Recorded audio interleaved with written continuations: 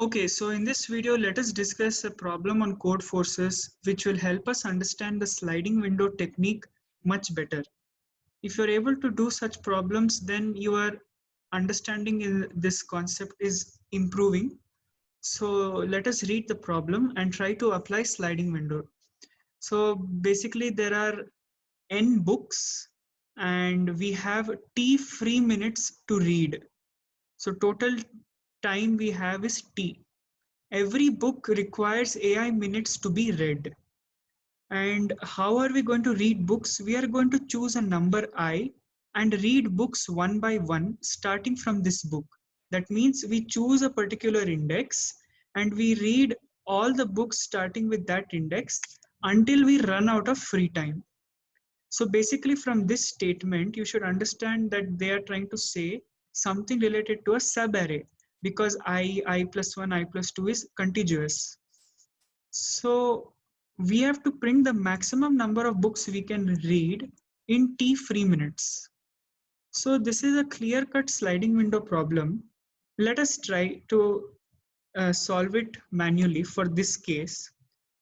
Let us say we start from the index 0. Then how many books can we read? You can see that we can read only 2 books because if we try to read 3 books, 3 plus 1 plus 2 is 6, which is more than 5. So we will read only 2 books. We can read only maximum of 2 books if we start from index 0. Let us start from this index. We will be able to read all the books. I hope you can observe. We will be able to read all the books. So essentially in this example, what are we doing here? We are basically expanding the window size and shrinking the window size. With what condition? The condition is that sum of these array elements, if it is greater than t, t is the total time for reading. If the sum of the elements is greater than t, we will keep shrinking the window size by removing elements from the left side of the window. I'll repeat that. If sum of the array elements becomes greater than t, we will be removing elements from left side of the window. We will be shrinking the window and we will continuously be recording the maximum number of books. Let us see the code here. Instead of t, I have taken k. And this is the small simple code. This much is enough. Basically, this problem is the same as this problem. The longest subarray whose sum is at most k. I hope you're able to relate. See, we have total t free minutes. So total t. We cannot read for more than 3 minutes.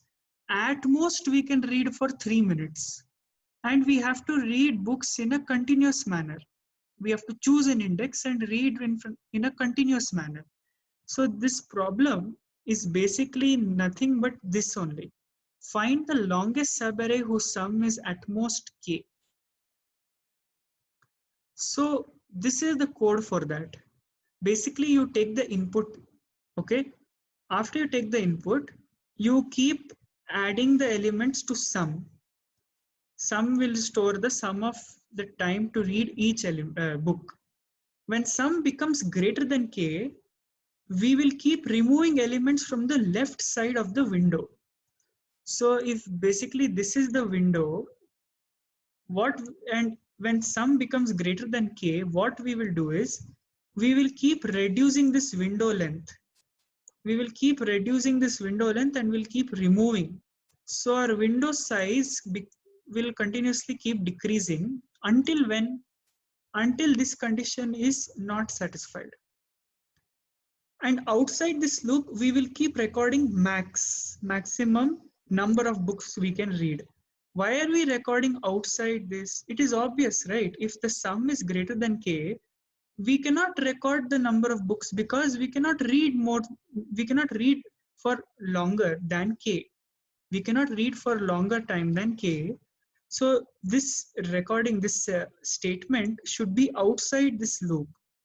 When this condition is not satisfied, we need to keep recording the maximum number of books.